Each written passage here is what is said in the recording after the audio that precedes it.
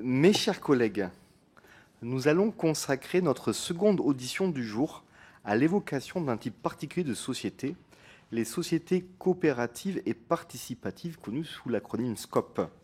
À cette fin, nous recevons Madame Fatima Belaredj, déléguée générale de la Confédération générale des SCOP, accompagnée de Madame Linda May Azibi, déléguée aux affaires publiques et institutionnelles, ainsi que Monsieur François Marciano, directeur général de Duralex, transformé en SCOP l'année dernière à la suite de son placement en redressement judiciaire.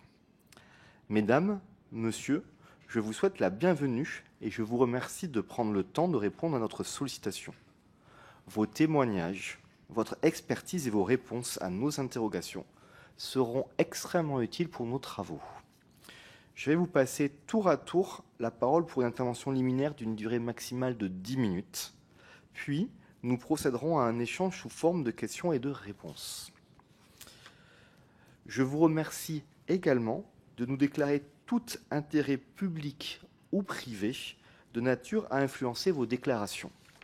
Auparavant, je vous rappelle que l'article 6 de l'ordonnance du 17 novembre 1958 relative au fonctionnement des assemblées parlementaires impose aux personnes qui sont auditionnées par une commission d'enquête de prêter serment de dire la vérité, toute la vérité, rien que la vérité. Je vous invite donc, mesdames et messieurs, à lever la main droite et à dire « je le jure ». Je vous remercie et vous avez la parole dans l'ordre que vous souhaitez.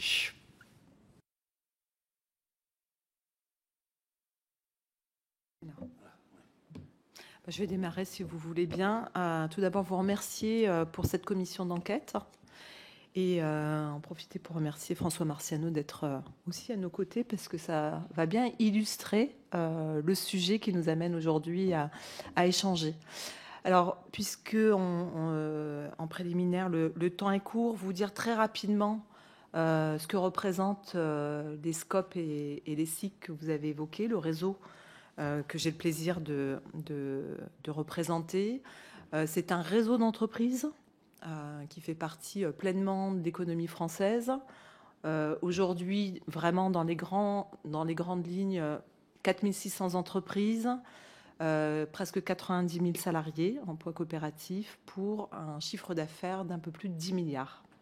C'est une progression notable puisque sur les 10 dernières années, le nombre d'emplois a doublé, notamment grâce à des entreprises comme Duralex, puisque l'ensemble des entreprises coopératives font partie du mouvement, versent des cotisations, et nous avons mis en place un plan d'investissement qui nous a permis de développer le mouvement coopératif.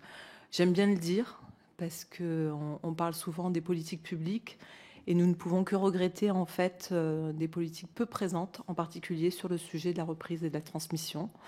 Mais grâce à nos adhérents, nous avons pu en tout cas le faire par nous-mêmes et nous en sommes très fiers. Alors par rapport au sujet qui nous intéresse, peut-être vous dire que la spécificité de ce réseau, sans rentrer dans les détails, les coopératives, ce sont ces entreprises, en tout cas les SCOP, où les salariés sont leurs propres patrons puisqu'ils détiennent le capital, et ça fait toute la différence, notamment sur un sujet qui vous tient à cœur et qui nous tient à cœur, c'est le partage de la valeur. Donc ça fait un point qui est extrêmement différenciant.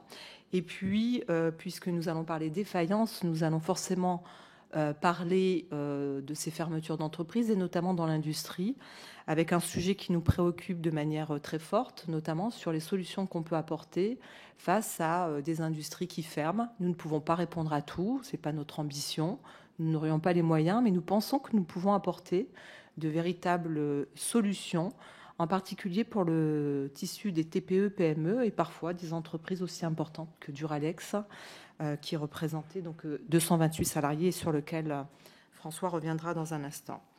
Donc pour nous, c'est un réseau qui a fait ses preuves. Je laisserai Linda tout à l'heure évoquer les taux de pérennité. C'est un point important, extrêmement différenciant.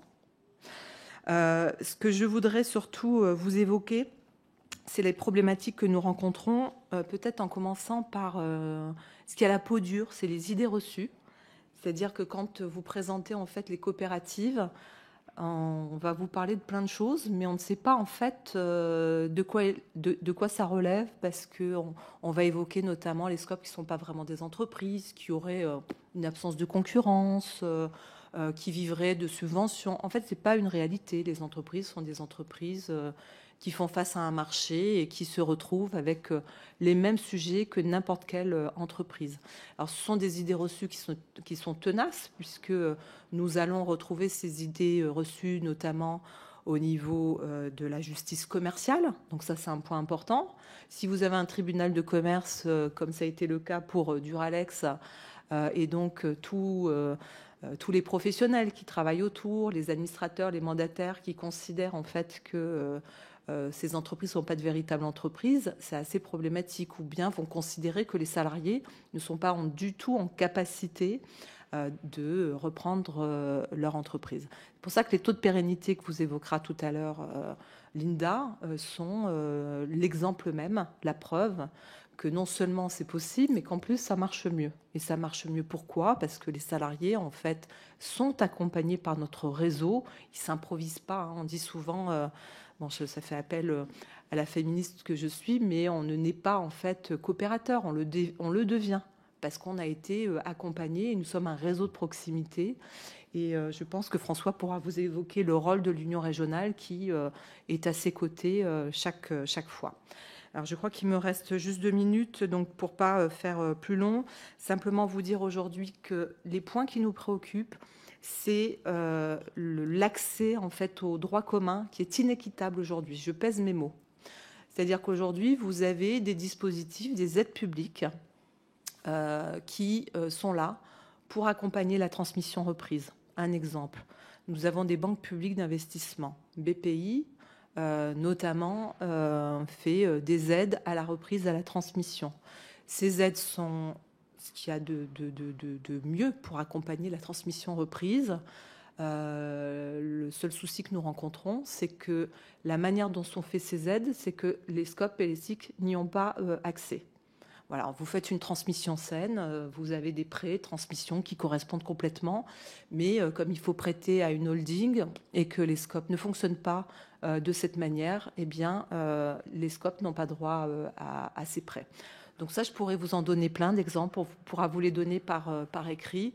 Et donc aujourd'hui, nous avons un certain nombre de préconisations pour faire en sorte que les aides qui existent soient adaptées au SCOP et au SIC, et que la conférence des financeurs qui a été organisée sous le haut patronage du ministère de l'économie nous permette vraiment d'adapter ces aides. Nous avons aussi comme projet la mise en place d'un fonds dédié un fonds dédié à la reprise et à la transmission, sur lequel je pourrais répondre plus en détail.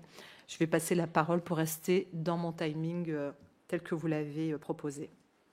Merci beaucoup. Je ne sais pas si les propositions qui sont les vôtres rentreront vraiment dans le cadre défini par la commission d'enquête, mais si ce n'est pas le cas, envoyez-les-nous quand même, parce que je pense que c'est extrêmement important. Je pense que monsieur le rapporteur est très intéressé, et moi-même, ayant une toute petite scope, pas très connue, qui s'appelle Bouillé-le-Roux, 2000 salariés, 450 millions d'euros de chiffre d'affaires, sommes intéressés, dans ma circonscription, à la Séguinière, sommes intéressés pour avoir ces éléments-là.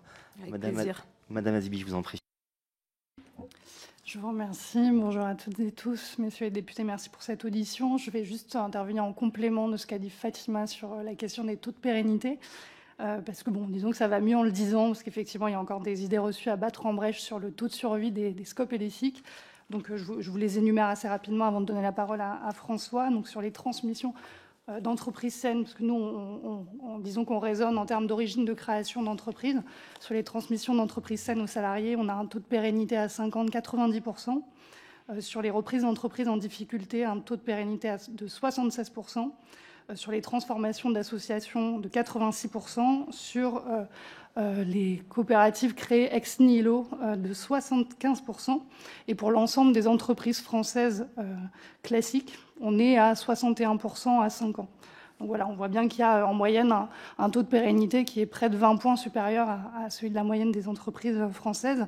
Et peut-être parce que c'est aussi le sujet de cette commission d'enquête du point de vue des auditions que vous avez menées jusque-là, on a aussi un taux de pérennité de 77% à 5 ans pour les entreprises industrielles, du secteur de l'industrie des coopératives. Je vais m'arrêter là et je vais laisser la parole à François Marciano. Bonjour à toutes et à tous, merci. Vous dire que effectivement ça a été très compliqué pour Duralex de partir en scope. On s'est retrouvé devant des acteurs publics, privés, qui me regardaient avec des yeux ronds en disant mais qu'est-ce que c'est que ça? Qu'est-ce que c'est qu'une scope? On n'y comprend rien. Alors qu'on est sur une société standard. Duralex Scope SA est une société anonyme, donc exactement comme une société classique, avec des actionnaires. Chez nous, ils ont des cols bleus. Et on a un comité de suivi qui gère l'entreprise comme un système classique à un board. Et en dessous, vous avez un directeur général. Donc on est exactement dans le même fonctionnement qu'une entreprise classique. Rien n'a changé chez Duralex avant la scope et après la scope. La seule chose qui a changé, c'est qu'effectivement, les gens veulent venir travailler maintenant chez nous alors qu'on n'avait aucun candidat. Ça, c'est la grosse différence. Parce que je ne sais pas si vous le savez, mais les jeunes travailler pour quelqu'un et voir leur argent partir ailleurs ne veulent plus. Et donc, le principe de la scope les intéresse énormément. Que vous dire d'autre? J'ai été très surpris de ne pas avoir de soutien financier de la part de l'État. Ils ont finalement financé 750 000 € via le fonds FDES, à mon avis parce qu'ils ne pouvaient pas faire autrement. Quand vous regardez depuis 2022 l'ensemble des fonds qui ont été versés, et pour coup, je travaillais à ARC pendant 30 ans, donc j'ai vu les sommes versées chez ARC International. Je ne sais pas à vous que je vais dire ça. On a été mis en redressement judiciaire pour 40 millions de dettes. Et puis on apprend que la maison mère qui nous a mis en redressement judiciaire, on leur a fait un abandon de 40 millions de dettes. Donc vous comprenez que les salariés de Duralex ne comprennent pas pourquoi autour d'eux on efface des dettes de 40 millions, on verse des sommes assez astronomiques via des fonds, et que chez Duralex on est obligé de vendre notre usine pour pouvoir se financer. Donc on vend à la métropole, qui a bien accepté de reprendre le site pour nous financer à hauteur de 5,8 millions. Et puis on a trouvé des financeurs, la Socoden, les banques à hauteur d'1 million, 1,5 million, la région qui nous a financé. Mais ça a été une bagarre au quotidien pour trouver 10 millions d'euros. Alors que en reprise, on avait besoin de 15. C'est simplement pour vous dire à quel point c'est extrêmement compliqué en France de sauver une entreprise. Voilà, si vous avez des questions. Merci pour vos propos.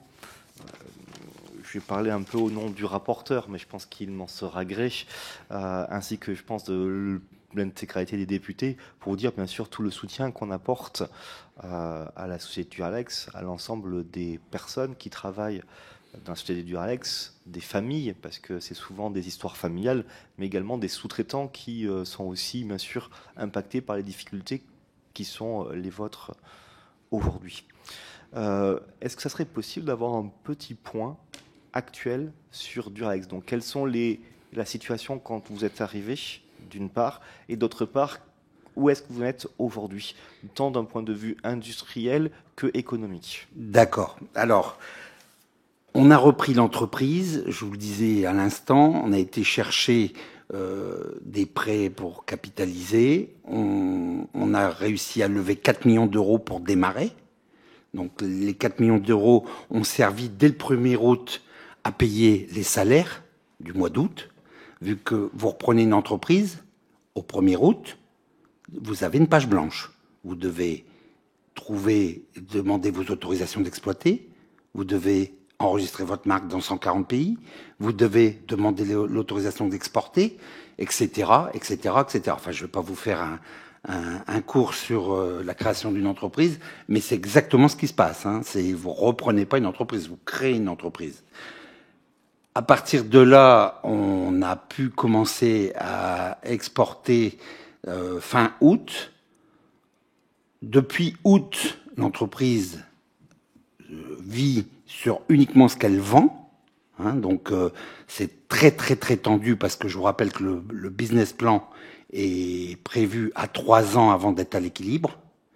Donc c'est très très compliqué chaque mois pour tenir la barre et rester à l'équilibre.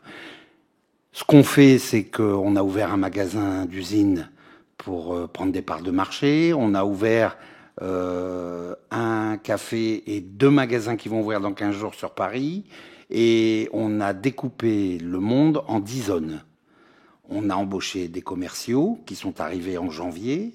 On a une équipe marketing qui est en train de repositionner la marque. Et effectivement, dans un marché où le verre perd des parts de marché, les arts de la table, Duralex fait plus de 22%. Voilà la situation.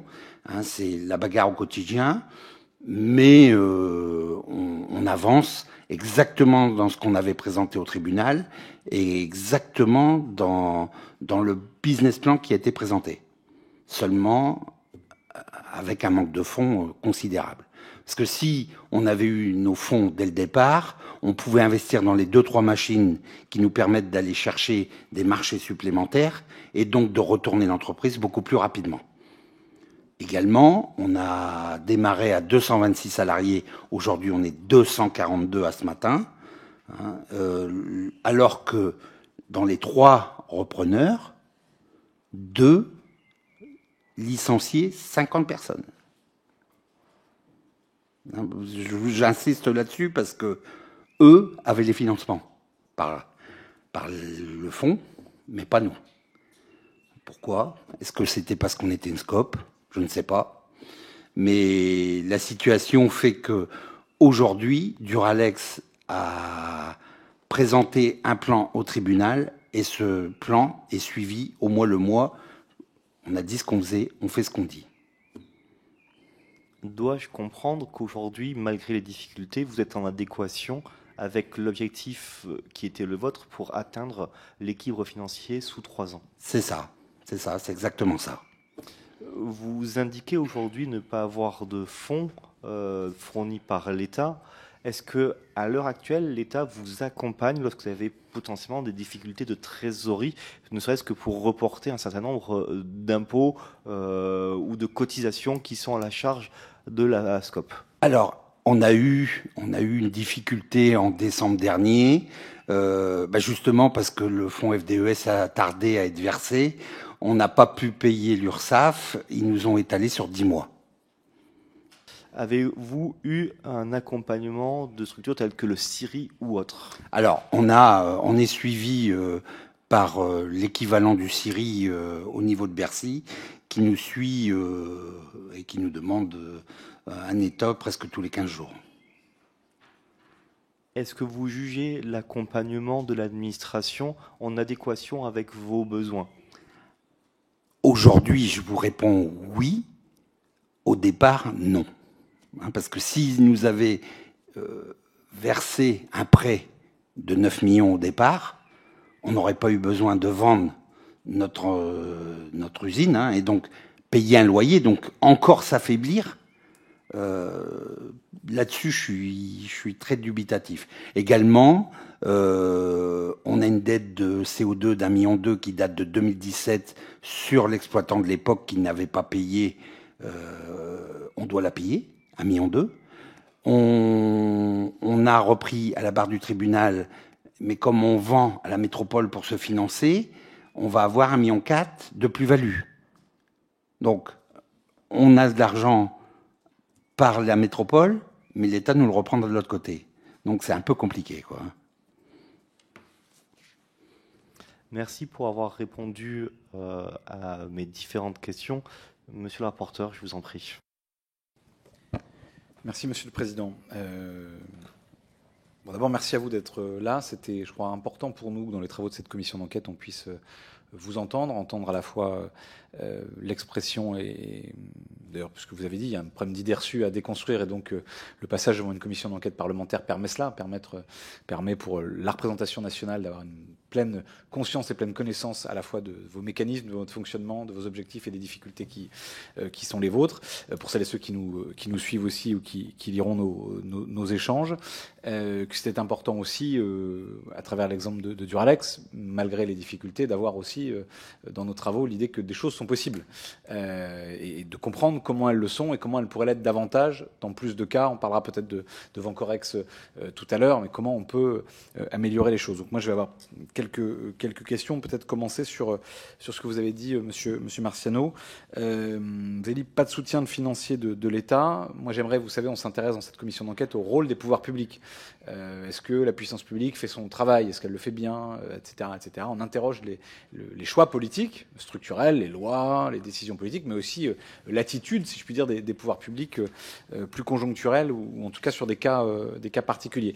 Est-ce que vous pourriez nous indiquer si, dans toute la phase de reprise, vous avez eu des échanges avec des représentants gouvernementaux, ministres ou membres de leur cabinet, et la façon dont vous qualifiez ces échanges? Est-ce qu'il vous a paru qu'il y avait une oreille attentive? Est-ce qu'on vous a proposé des solutions, etc.? Pour qu'on essaye de comprendre, pour vous dire le fond de ma pensée, c'est si ce que manifestement vous décrivez comme une défaillance, comme le fait que l'État n'a pas été suffisamment en soutien d'après vous, est-ce que c'est le fruit de contraintes que l'État aurait, structurelles, etc., ou plus une méconnaissance ou d'un désintérêt pour votre cause, ou le fruit d'une absence de volonté politique, quoi? J'essaye de voir un peu comment ça se passe pour voir ensuite quelles propositions nous pouvons faire pour améliorer les choses. D'accord. Alors mon analyse est un petit peu différente. Je ne pense pas qu'ils étaient contre. Je pense que, et c'est ce que je constate, Bercy a beaucoup trop de dossiers et n'arrive pas à les traiter. Je vais vous donner un exemple tout simple. Vous avez 3 repreneurs qui sont à la barre du tribunal pour reprendre une entreprise qui s'appelle Duralex. Ces 3 repreneurs, il y en a un qui fait une offre en disant « je vais supprimer 80 personnes ». Le deuxième dit « je vais supprimer 50 postes ». Et le troisième, c'est la SCOP. Vous avez des équipes qui suivent, donc de BPI, que vous connaissez bien, affectent 7 millions d'euros à un des repreneurs, en disant, pour être clair, et moi je le prends comme ça, c'est lui qu'il faut prendre, 0 à l'autre, et à la SCOP, 683 800 euros à 8,5%, enfin bon, quelque chose qui n'est jamais passé, qui est toujours dans ma gorge. Comment vous dire? Le tribunal, qui lui est expert, a analysé les 3 offres. Et si vous lisez le jugement de Duralex, et je pourrais vous le fournir, le jugement dit seul le projet industriel de la SCOP, parce que avant d'être une SCOP, c'est un projet industriel. Et donc, seul le projet industriel est viable. Donc, les 2 autres n'étaient pas viables. Donc, Bercy aide un projet, alors qu'on est devant le président qui nous dit seul le vote tient la route. Donc, effectivement, ça ne va pas. Ça ne va pas. Moi, j'avais dit, et je le dirais, je pense que effectivement, Bercy a trop de dossiers. Bercy devrait affecter des sommes à des entreprises qui doivent être sauvées, et seul le tribunal devrait affecter cette somme aux repreneurs. Pour moi, ça peut pas être autrement. Le dossier, il doit être travaillé, étudié.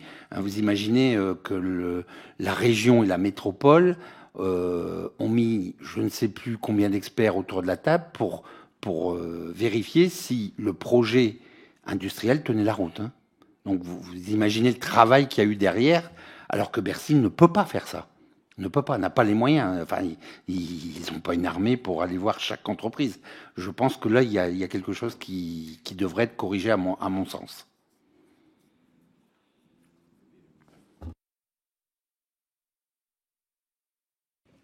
Merci, oui, je prends note effectivement du récit que vous nous faites, de la difficulté qui a pu être posée. Mais est-ce que vous avez eu vous avez parlé des collectivités, donc je comprends qu'elles ont été en appui. Est-ce que vous pouvez nous signaler comment s'est manifesté, vous avez déjà évoqué, mais nous repréciser comment s'est manifesté leur engagement à ces collectivités, leur accompagnement financier, mais pas seulement. Et pour bien compléter ma question sur l'État, est-ce que vous avez eu... Ça a été un sujet très médiatique du Ralex. Donc après, je vous demanderai à vous, mesdames, ce qu'il en est pour d'autres cas qui se passent peut-être sans doute sous les radars des chaînes d'information en continu. Mais ce qu'il en a été d'échanges avec des responsables politiques ministériels. Est-ce qu'on est venu vous voir? Est-ce qu'on vous a fait des promesses? Est-ce qu'on a cherché à vous contacter? Est-ce que vous avez eu un échange, à minima, étant donné le caractère très médiatique de votre situation? Est-ce que vous avez eu des échanges avec des acteurs politiques, même si on voit bien que tout ça n'a pas été suivi évidemment d'actes sonnants et trébuchants? Quelle a été la nature de ces échanges-là? Alors effectivement, on a eu plusieurs ministres et personnes qui sont venus nous voir. Je pense que vous l'avez vu assez dans les médias, et chacun est venu se faire mousser un petit peu avec Duralex en disant on va sauver Duralex. Oui, ils l'ont dit. Ils l'ont dit. Maintenant, dans les faits, j'attends, pour être clair. Juste nous dire qui est venu vous voir, quels engagements ont été pris devant vous dans les responsables, qu'on essaye de se représenter aussi une chronologie des acteurs politiques en présence. Alors, ils n'ont pas pris d'engagement. Ils n'ont pas pris d'engagement. À part dire on va vous aider, mais ils n'ont pas pris d'engagement. Personne n'a pris d'engagement. Vous êtes, pour être politiquement correct, j'avais bien des politiques devant moi. D'accord. Donc il n'y a jamais eu une réunion quelque part, quelque chose avec Bercy, avec le Premier ministre, avec des membres du gouvernement, avec des éléments sur la table de leur part pour chiffrer les choses, pour voir ce qui était possible de faire ou pas pour vous accompagner dans votre projet? J'ai eu des réunions à Bercy, je vous le disais tout à l'heure, avec l'équivalent du Syrie qui nous a suivis et qui nous a au final débloqué 750 000 euros. Donc ça a été suivi de fait et par l'équipe qui est en charge de suivre Duralex. Mais ministériellement parlant, non. Alors si, il y a eu Roland Lescure qui est venu dire bonjour. Pour pas le nommer. Oui, vas-y. Non, je pense que du coup, la vraie différence, c'est qu'effectivement, il y a eu médiatiquement un certain nombre d'interlocuteurs, beaucoup de ministres ou leurs cabinets qui passent un coup de fil. Ce qui est arrivé, je dis vraiment ça sous ton contrôle, François, c'est que le nombre de rendez-vous avec l'offre concurrente et celle de Duralex n'est pas tout à fait le même. Voilà. François Marciano évoque notamment l'intervention de BPI France. Nous-mêmes, pour l'exprimer gentiment, on trouve qu'il y a quelque chose qui est absolument pas normal. Les documents, et je remercie François de les avoir partagés avec la Cour des comptes, et j'espère qu'en septembre, les éléments sortiront. Mais c'est assez surprenant d'avoir les visites ministérielles avec un vrai engagement. Moi, j'ai interpellé, mais à partir des réseaux que nous pouvions avoir, en disant, mais pourquoi pour telle offre, il peut y avoir des propositions. Alors, on n'avait pas forcément les éléments, donc c'est compliqué. On n'est pas là pour invectiver ou dire, là, il n'y a pas de choses. Mais on a récupéré les courriers qui vous ont été transmis. Mais c'est vrai que c'est assez surprenant quand, pour l'une des offres, on arrive à trouver 2 dispositifs de BPI France qui permettent de réunir 7 millions d'euros sur une offre à 14 millions d'euros, c'est-à-dire 50% de prêts et de cautionnement pour une des offres. Et comme l'a dit si justement François Marciano, une discussion sur le FDES qui était à l'époque de 683 000 et qui s'est traduit à 750 000 euros. Ça reste quand même un sujet. Nous-mêmes, nous étions en tant que confédération interpellés. Et donc, nous évoquions en fait le besoin en fonds propres. Parce que le fond du sujet, c'est que ces entreprises à reprendre, et notamment ces entreprises industrielles, Si nous n'arrivons pas à les capitaliser, il se passe ce qui se passe aujourd'hui. C'est-à-dire que je pense que François Marciano n'aurait pas de difficulté à diriger son entreprise et ne serait pas en train de courir après sa trésorerie ou à négocier un report de charges si, dès le démarrage, avec l'accompagnement qu'on lui a proposé et le business plan qui a été réalisé, si nous avions pu démarrer à 15 millions d'euros, comme pour les autres offres. C'est-à-dire que là, ce qui s'est passé, je dis ça encore sous ton contrôle, François, c'est que la victoire des salariés se traduit essentiellement grâce à l'intervention des collectivités territoriales. Je pense qu'il faut vraiment se le dire, et pas grâce à l'intervention de l'État, puisque c'est votre question. Si la métropole et la région, qui sont de deux bords différents, et donc qui ont travaillé pour leur territoire, n'avaient pas agi ensemble, l'un en disant « je vais racheter le terrain pour 6 millions d'euros ». Le tour de table est de 10, donc il y en a 6 qui viennent d'un des partenaires collectivités territoriales, et l'autre collectivité territoriale, la région, qui a avancé toute la partie garantie. Mais la réalité, c'est que Duralex n'aurait pas pu se faire. Et 1 million d'euros de la région avec un report d'1 an avant de pouvoir rembourser. C'est-à-dire que sans ces deux acteurs, personne n'aurait suivi. C'était foutu. Donc, faut bien comprendre que vous ne pouvez pas demander à vos ouvriers, il faut mettre 30 000 euros chacun. C'est pas possible. Pas possible. Vous avez des pères de famille qui ont du mal à boucler les fins de mois. Vous pouvez pas leur dire, si, il faut investir. Non, c'est pas possible. Ils investissent avec leur savoir-faire au quotidien. On a donc relevé que 70 000 euros de capital qui a été doublé par la région. Et c'est tout ce qu'on avait pour reprendre Duralex. Donc, c'est très, très, très, très, très compliqué parce qu'on n'est pas dans les standards. On n'est pas dans les standards et du coup, on nous regarde un petit peu comme des martiens. Autre chose que je voulais vous dire, c'est que quand vous êtes à la tête comme ça d'une entreprise, où vous avez tous vos équipes qui vous regardent avec des yeux, qui vous sortent, et je vous l'ai mis parce que le fichier du FDES, c'est pas moi qui suis allé le chercher. Vous imaginez bien, c'est les employés qui me l'ont envoyé de Duralex en disant « Mais François, pourquoi des entreprises comme Arc ont en 2022 des énormes sommes, en 2024 des énormes sommes, et nous on n'a rien, on comprend pas. Pourquoi l'entreprise qui nous a liquidés, la holding qui a mis Duralex en RJ pour une dette de 40 millions, l'État dit à cette entreprise « Je vous efface la dette de 40 millions ». Ils comprennent pas. Ils comprennent pas, ils peuvent pas comprendre. Et que puis-je répondre? C'est très compliqué.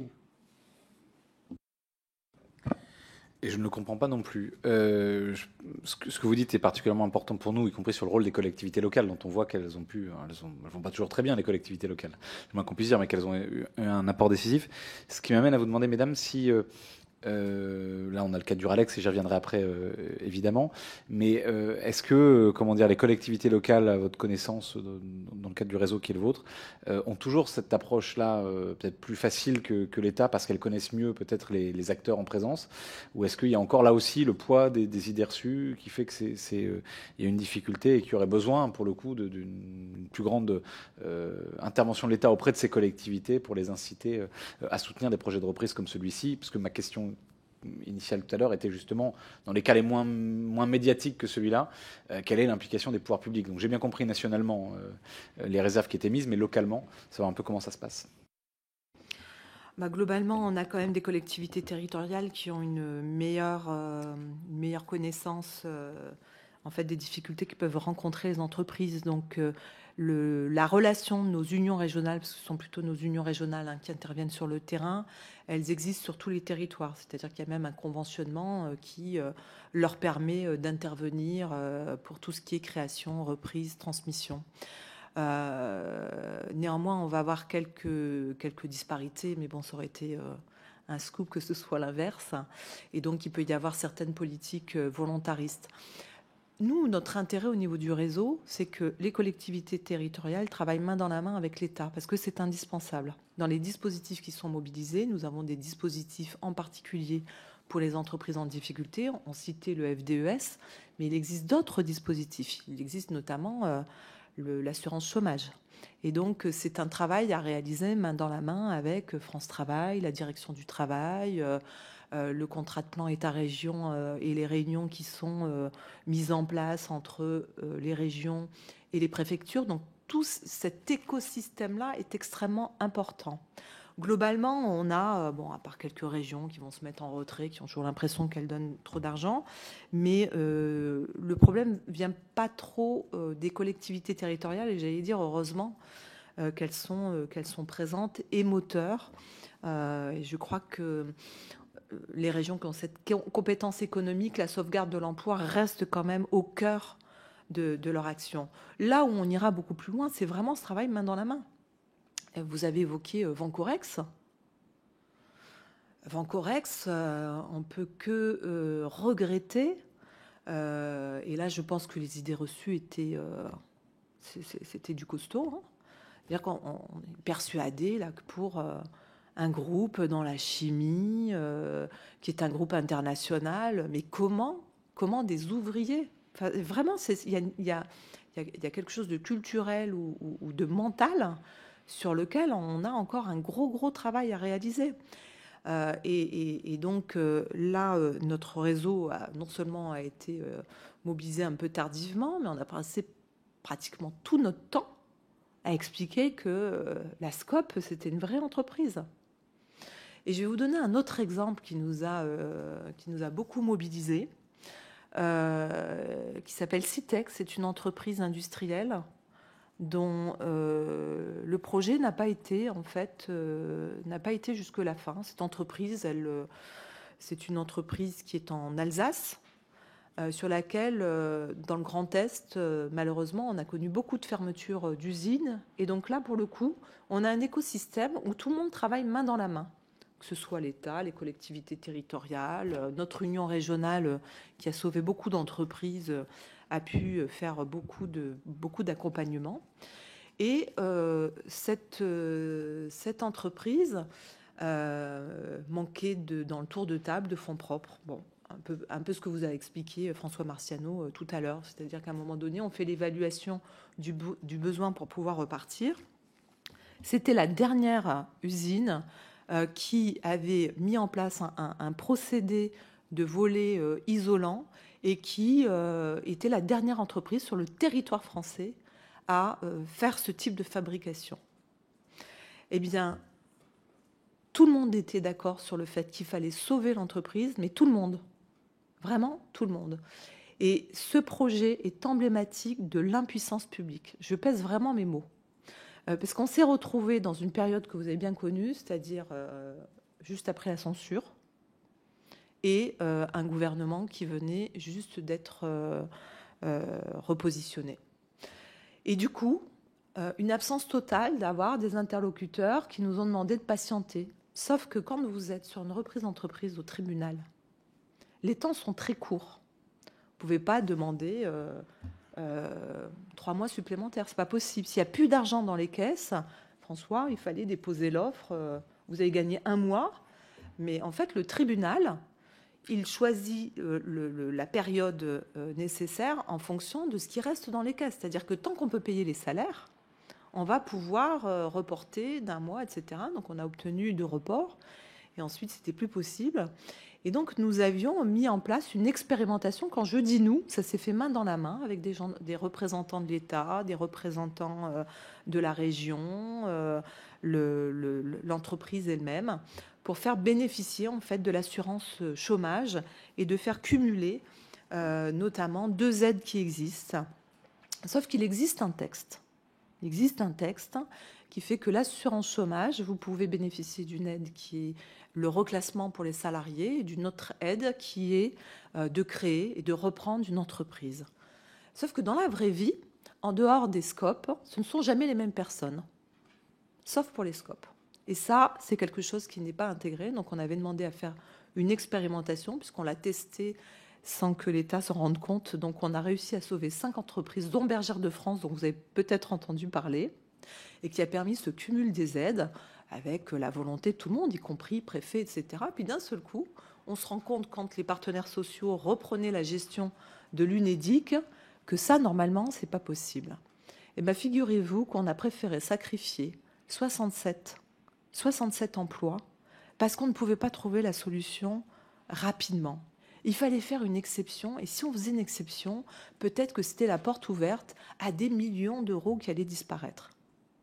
Et donc la réalité, c'est qu'il y a eu un choix pesé par quelques acteurs qui ont dit on ne va pas se permettre ça parce qu'on ne sait jamais.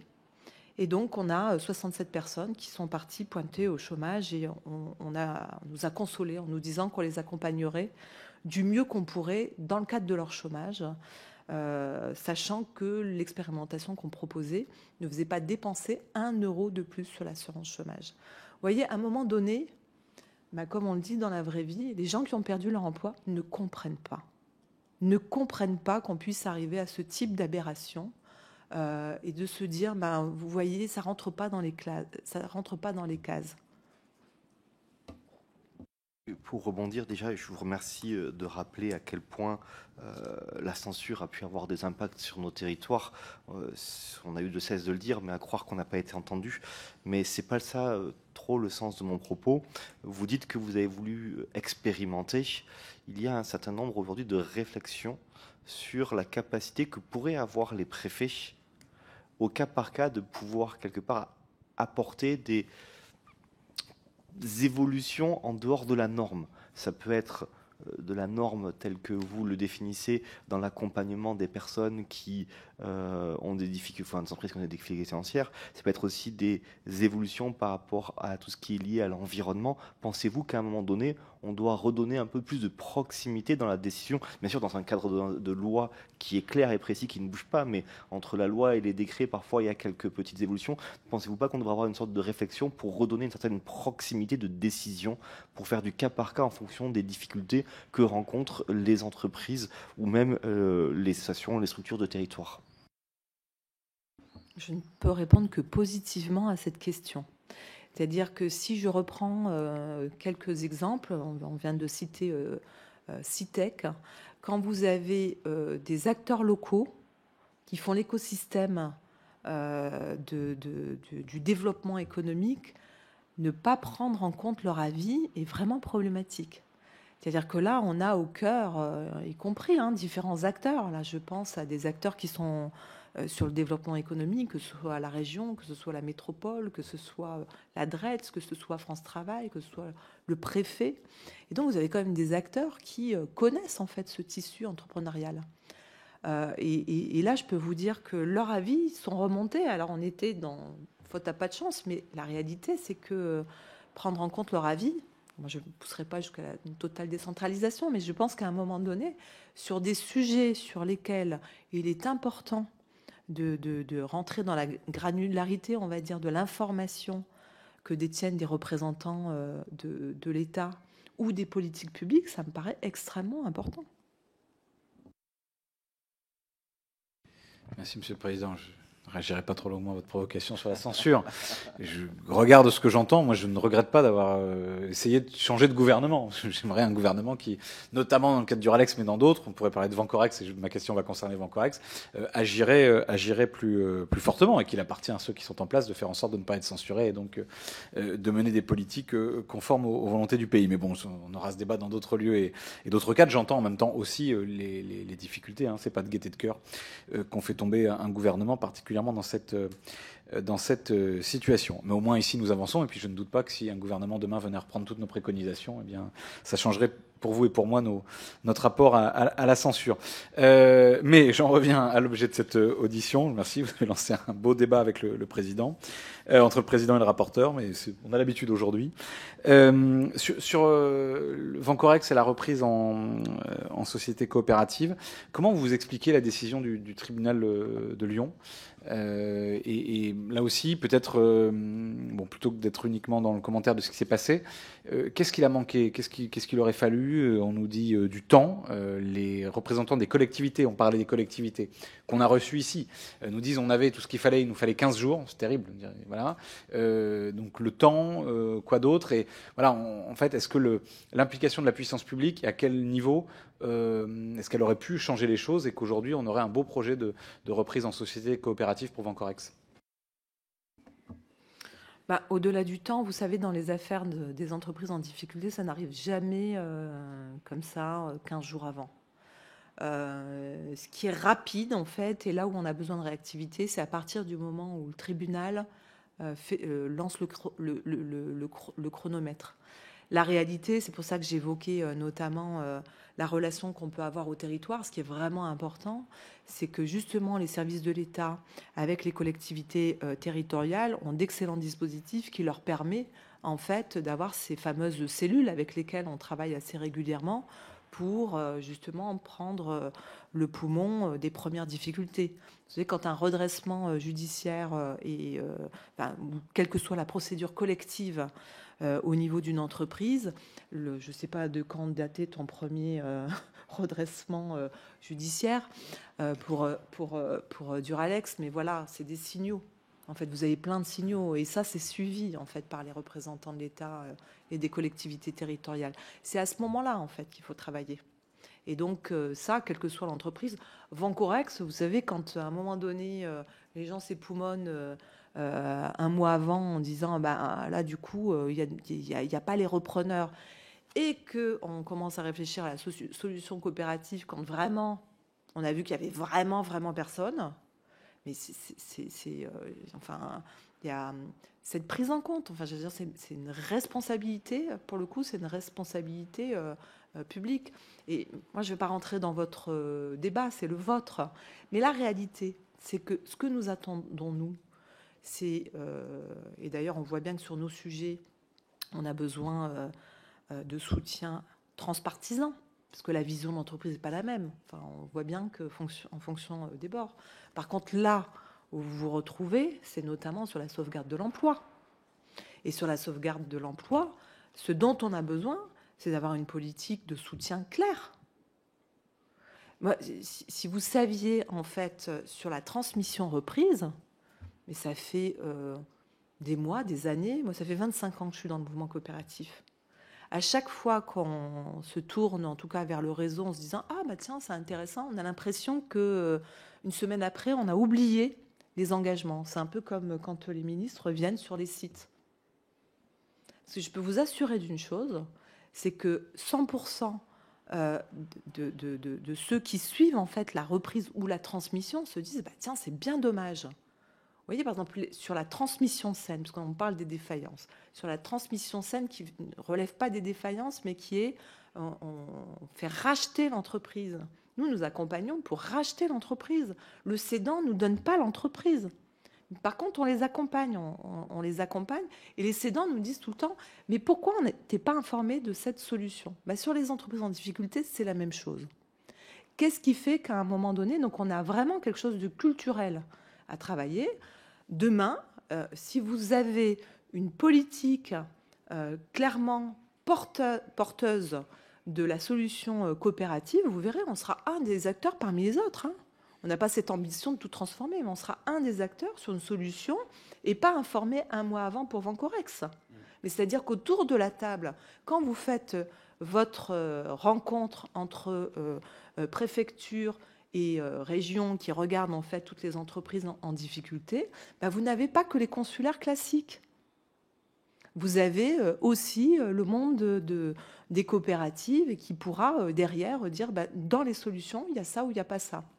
Et on a vraiment cette prétention, même François pourrait peut-être presque en témoigner, mais quand il y a eu la reprise de Duralex et qu'au démarrage, on fait une évaluation même à un besoin de 20 millions, mais on s'est dit, mais c'est hors norme, en fait, presque pour nous. Parce qu'on sait faire des tours de table jusqu'à 10 millions. Au-dessus, ça commence à être très compliqué. Parce que derrière, il faut effectivement avoir le bon outillage. Et là, c'est le serpent qui se mord la queue. Quand BPI ne vous a jamais fait un seul prêt, alors qu'ils savent très bien faire avec nous de la garantie, vous savez que ça va être très compliqué. Les banques ont besoin d'être assurées, les banques ont besoin de savoir qu'elles vont être 3 ou 4 sur un tour de table. Donc effectivement, on a mis en place, nous, nos propres outils qui font effet levier. Mais c'est ça, on construit petit à petit cette confiance-là.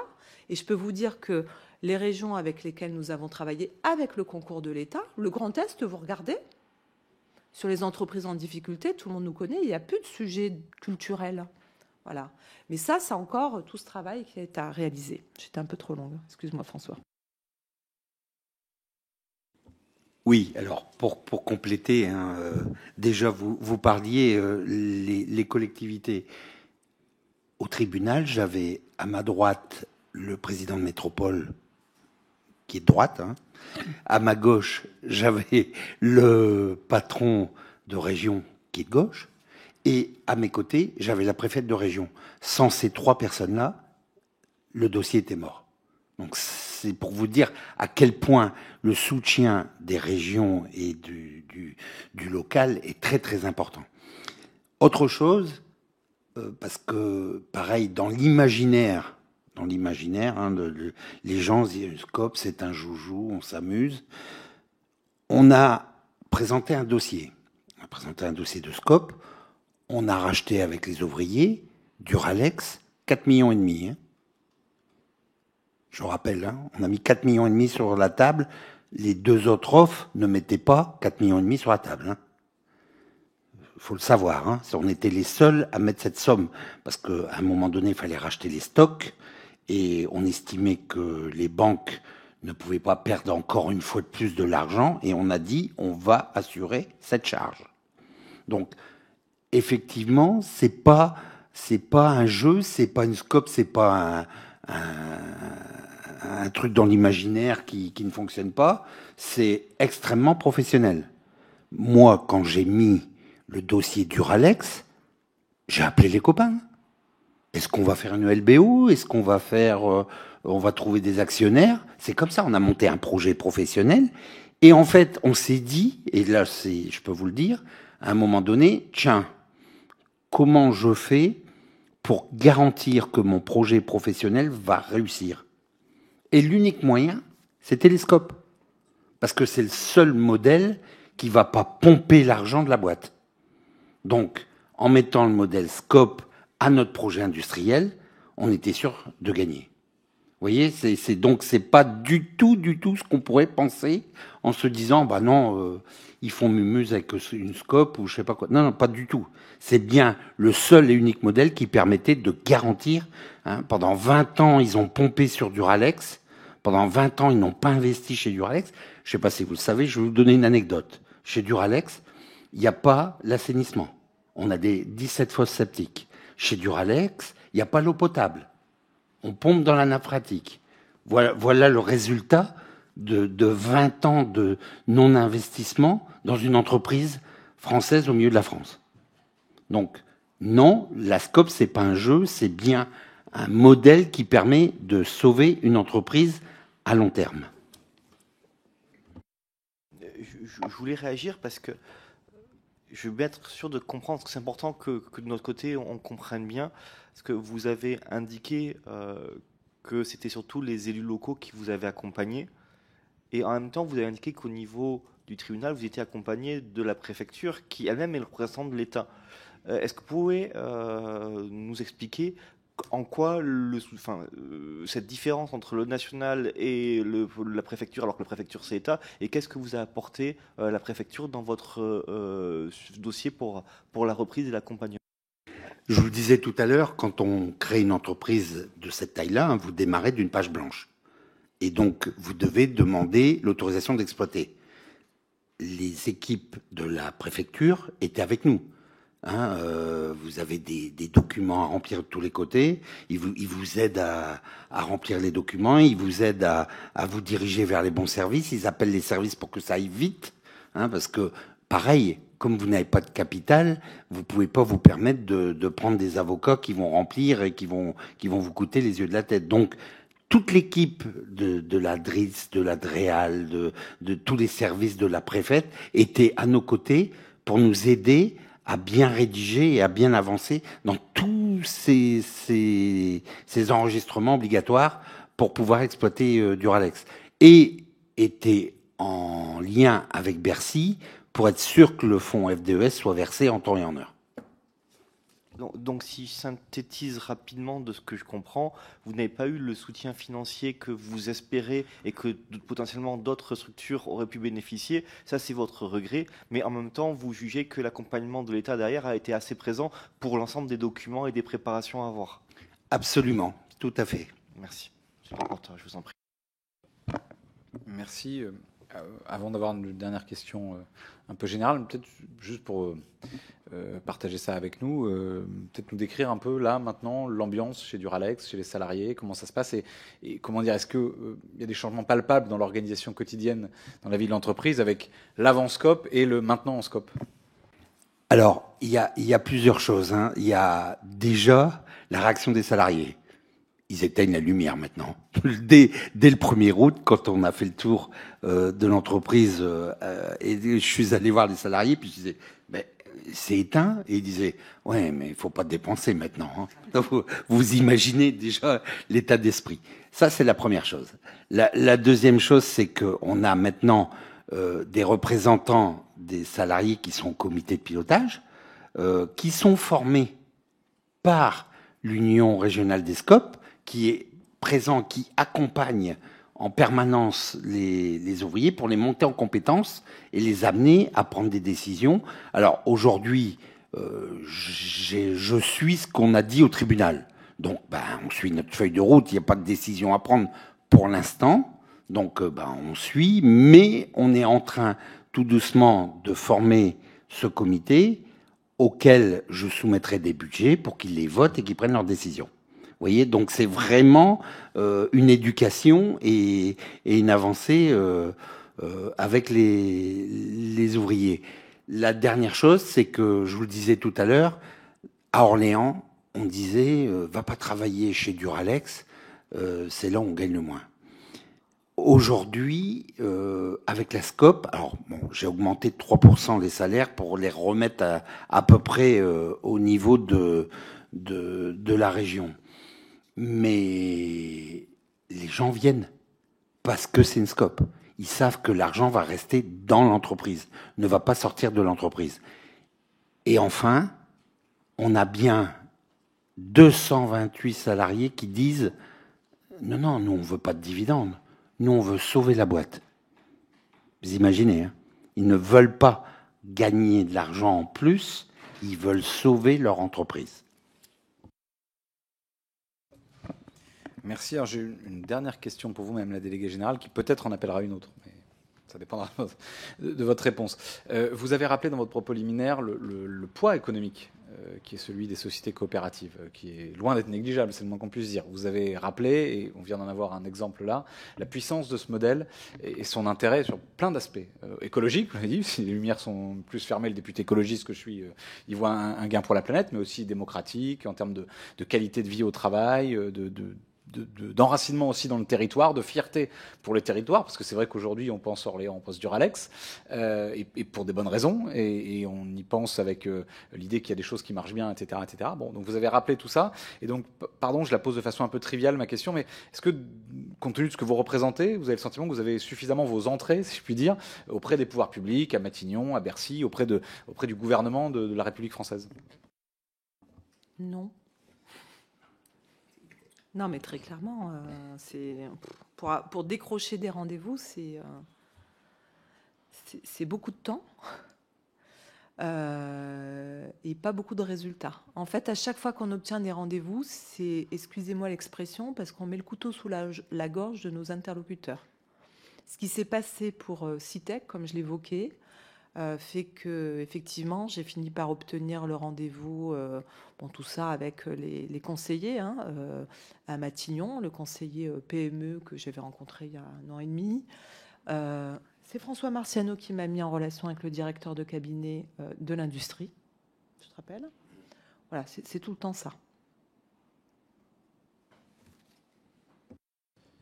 D'accord. Alors, et donc vous n'êtes pas, comment dire, parce que vraiment, ce que vous me décrivez est un secteur qui n'est pas négligeable dans la vie même médiatique. Si on prend d'un point de vue un peu cynique, on voit ce qui s'est passé à Duralex. Et donc vous n'êtes pas courtisé entre guillemets par les pouvoirs publics, par les membres du gouvernement. Ça, on cherche pas à vous avoir pas loin sous la main pour ne serait-ce que valoriser un peu l'action, ce que vous faites, etc. Vous sentez vraiment pas cette volonté-là de la part des pouvoirs publics aujourd'hui? Et j'aurai une toute dernière question après, c'est promis. Ouais, parce que ce que je peux dire, c'est qu'effectivement, quand on a un projet de PPL, on est un petit peu plus courtisé. Mais avec toujours ce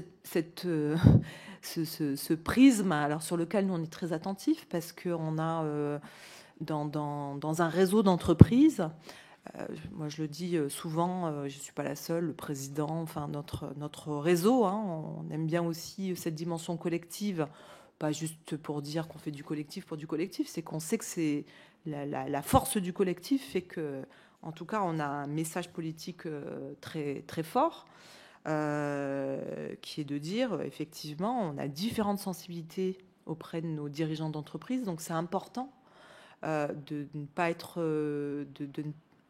sur des positions partisanes. Et on sait que dans notre mouvement, on a beaucoup de gens engagés. D'ailleurs, engagés, on pourrait prendre tout l'échiquier politique, on pourrait le retrouver. Mais par contre, on est assez attentif à ça. Et c'est vrai que quand on a une PPL, on se sent parfois prisonnier. On essaye de faire en sorte que non, parce que c'est le seul moment où effectivement il y a beaucoup d'intérêt. On y arrive à peu près. Bon, la réalité, c'est que je pense que le plus compliqué pour nous, c'est plutôt le fait qu'on veut porter nos idées sur la dimension entreprise, entrepreneuriale. Et ce serait beaucoup plus facile si on voulait le faire pour toute l'ESS dont on fait partie, dont on est fier de faire partie. Mais c'est vrai que les sujets entrepreneuriaux de dimension économique où nos interlocuteurs vont être plutôt à Bercy, parfois un peu au niveau du travail, parfois à l'industrie, parfois directement à Matignon, font qu'on a un peu cette importance d'être visible à ce niveau-là, mais sur des sujets entreprises, ou y compris avec les syndicats patronaux, les syndicats de salariés. Et que l'enjeu pour nous, il est vraiment de ce côté-là. Moi, ça me donne souvent le sentiment que, surtout, il ne faut pas ouvrir la boîte de Pandore, et c'est le risque qui peut être pris d'être effectivement auditionné, parce que sinon on peut appeler les copains aussi, hein, de temps en temps, on appelle d'anciens ministres en disant voilà ce qu'on a pu faire ensemble, est-ce que tu peux nous accompagner à telle et telle chose? C'est comme ça souvent qu'on décroche aussi des rendez-vous. Mais c'est vrai que notre modèle est un modèle qui fait peur. Enfin, je le dis tel que je le ressens. C'est-à-dire qu'on a le sentiment que ce modèle d'entreprise qui va à l'opposé du modèle classique d'entreprise peut aussi faire peur. C'est-à-dire que ce côté, souvent on met en avant, mais vous allez, ces entreprises-là, elles ne vont pas se retrouver tous les jours à décider de toutes les décisions. Nous, ce qui nous importe, c'est cette démocratie dans l'entreprise. Comme on le regrette dans la démocratie en général, on aimerait bien que tous les citoyens aillent voter. Ben, vous voyez, dans l'entreprise de Scope, tous les salariés associés vont voter. Il n'y en a pas un qui se dit « mais j'y vais pas ». Parce que là, on sent que ça va être pris en compte. C'est vrai que ce modèle, parfois, il interpelle. C'est évident que c'est plus facile de décider à 3 qu'à 228. À 228, ça veut dire qu'il faut prendre le temps que chacun s'approprie. Et donc, c'est vrai qu'on passe beaucoup de temps à expliquer qu'on n'a pas besoin d'être là tous les jours pour prendre des décisions, de pousser des décisions. Par contre, de participer à ces temps démocratiques, c'est important, parce que c'est ce qu'on va décider, y compris... Enfin, voilà. Donc, quand ça va bien, c'est super, mais quand ça va pas bien, on a besoin que tout le monde soit là au rendez-vous. C'est ça qui fait la force. Notre taux de pérennité, comme on vous l'évoquait tout à l'heure, il ne sort pas de nulle part. Quand les gens sont impliqués, ils viennent au contraire. Et on est à portée d'engueulade à chaque assemblée générale. Hein. Donc quand tout va bien et qu'on distribue la participation, les gens sont très très contents. Quand on ne peut pas en distribuer parce que les revenus et le bénéfice n'est pas au rendez-vous, ben là vous avez des gens qui changent de casquette. Là pour le coup ils deviennent associés et ils disent mais peut-être qu'on aurait dû faire ça. Et ça fait une force qui est vraiment forte. Et juste pour finir, pour ne pas être trop longue, notre principale défaillance, porte sur les jeunes entreprises. J'allais dire, là, on est un peu comme toutes les entreprises. Et en général, c'est pour cette raison des fonds propres qu'on vous évoquait. C'est pour ça qu'on insiste autant. C'est qu'on se dit, les politiques publiques font beaucoup, ont franchement un outillage, nous, qui nous fait rêver. Tout ce qu'on demande, c'est de pouvoir y accéder. Voilà. Au même titre que n'importe quelle entreprise. Voilà, il y a une vraie différence. Hein. On a été interrogé par la Cour des comptes, on leur a dit allons sur du factuel. Nous, on ne demande pas à avoir des choses supplémentaires par rapport aux autres. Mais par contre, remarquez que ces aides BPI, ces aides de la Banque des Territoires, qui sont des prêts qu'on rembourse par la suite, c'est pas normal, on n'y accède pas. C'est pas normal. Nous, tout ce qu'on vous demande, c'est pas de faire des miracles, on vous dit juste nous n'y accédons pas, rétablissez cet accès et avancez ensemble. Et vous verrez qu'en plus, tout le monde y gagnera. Les salariés, les citoyens, les politiques publiques, les élus qui font un travail remarquable. Et vous verrez que nous avancerons ensemble et que chacun sera content. Mais pas avec des taux à 8%. C'est noté, merci. Je déduis effectivement de votre propos la volonté d'une égalité de traitement et puis que la démocratie est le meilleur des systèmes, y compris dans le monde économique et dans l'entreprise. C'est une réflexion précieuse, y compris pour nos travaux. Du coup, ma toute dernière question qui vient de la précédente. On a cité Vencorex, là il y a eu une décision du tribunal. Vous avez évoqué la difficulté d'accès au pouvoir public ou à saisir leur oreille. Nous, ça tombe bien, on va auditionner le ministre de l'Industrie, mais on est aussi au Parlement et donc nous avons, si ce n'est l'oreille, en tout cas la proximité avec l'exécutif qui permet de transmettre des messages. Et donc j'ai une question un peu travaux pratiques. Est-ce que vous avez là, sous la main, des exemples de situations où un coup de pouce, pour le dire là aussi très trivialement, de la puissance publique, en tout cas une intervention, un intérêt de la puissance publique pourrait là maintenant faire en sorte qu'on ait une situation plus à la Duralex qu'à la Vencorex, si je devais résumer comme ça. Vous savez, on plaide pour un fonds dédié. Voilà, donc si j'ai une seule chose à voir avec vous, c'est un fonds dédié qui nous permettra, en particulier sur les reprises d'entreprises en difficulté, de réussir à faire des tours de table j'allais dire, qui ont de la gueule, c'est un peu trivial, mais la réalité, c'est ça. Avant le Covid, nous réalisions des effets leviers, c'est-à-dire que quand on mettait 1 euro des scopes, euros qu'on prête aux salariés, qu'on prête et qui nous remboursent, hein, parce que, pour le coup, les salariés remboursent. Ils n'ont pas de garantie, en plus, contrairement à BPI, les banques, etc. Et les salariés n'ont pas de garantie et ils remboursent. Donc, quand on mettait 1 euro avant le Covid, en face, on en avait 7. Les 7, c'était les banques, c'était les fonds solidaires, heureusement qu'ils sont là, c'était l'État, les avances remboursables, les collectivités territoriales. Aujourd'hui, depuis le Covid, on remonte péniblement de 1 à 4. Parce qu'aujourd'hui, le contexte économique est tendu. Les banques sont quand même beaucoup plus frileuses. Et donc, la création d'un fonds dédié, ça nous permettra au moins de monter de 1 à 5.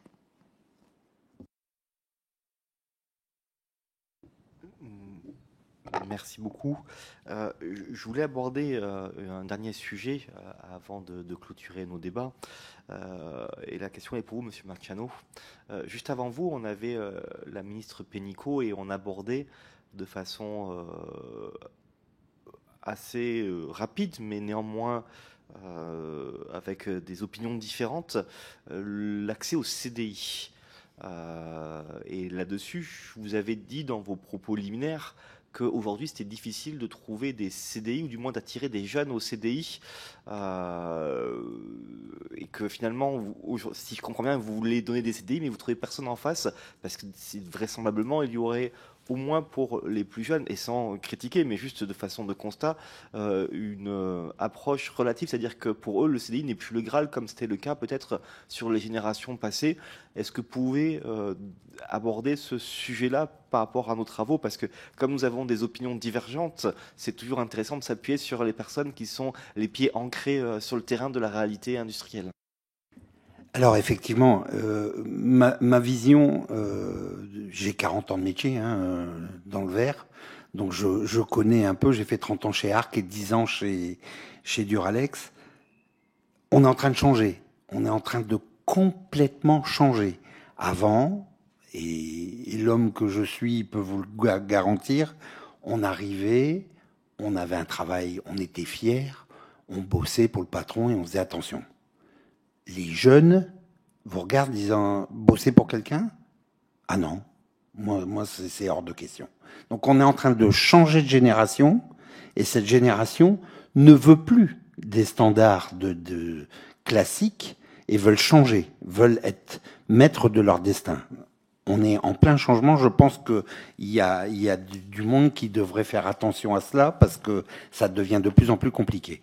La deuxième chose, effectivement, on est une usine technique avec beaucoup de besoins en électromécaniciens, électrotechniciens, qu'il n'y a plus du tout sur le marché, hein, et des conducteurs verriers qu'on ne trouve plus non plus sur le marché.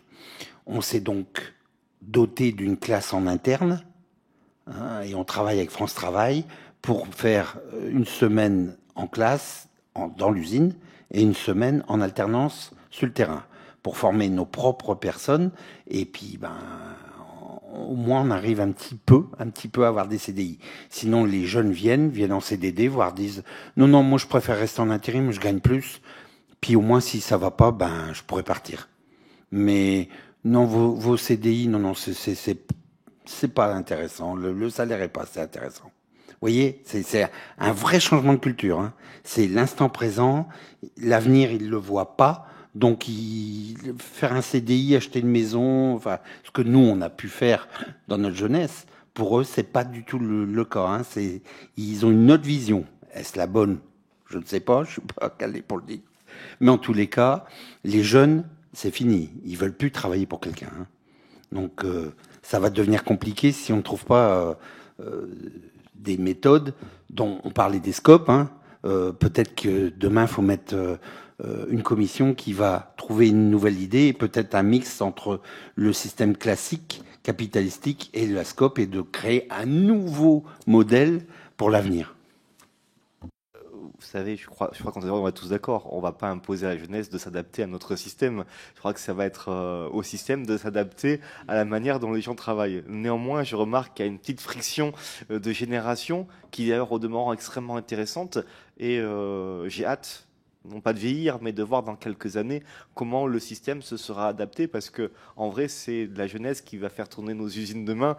Mais petite question comme ça, je crois que vous voulez répondre, ça fera aussi un élément. Combien de temps il vous faut pour former un professionnel pour répondre à vos besoins, parce que ce sont des métiers extrêmement techniques, donc combien de temps il vous faut? Alors, pour former un verrier, il faut 10 ans. Il faut 10 ans pour former un verrier, hein, parce que c'est un métier très particulier.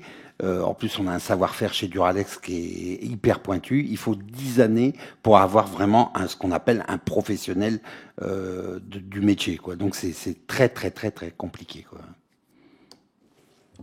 Merci beaucoup.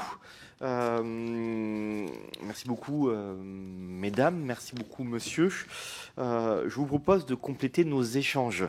Nous avons envoyé un questionnaire par écrit, du moins, monsieur le rapporteur. N'hésitez pas à nous faire suivre les réponses aux différentes questions qu'on a pu vous faire par écrit. Également, en fonction des débats qu'on a pu avoir aujourd'hui, n'hésitez pas à joindre des réponses complémentaires. Et il se pourrait que ce soir ou demain, vous regrettiez de ne pas avoir abordé un sujet.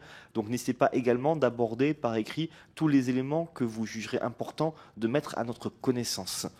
Je vous remercie. Je vous souhaite à toutes et à vous, monsieur, un retour. À vous, mesdames, et à vous, monsieur, un bon retour. La séance est levée. Merci beaucoup.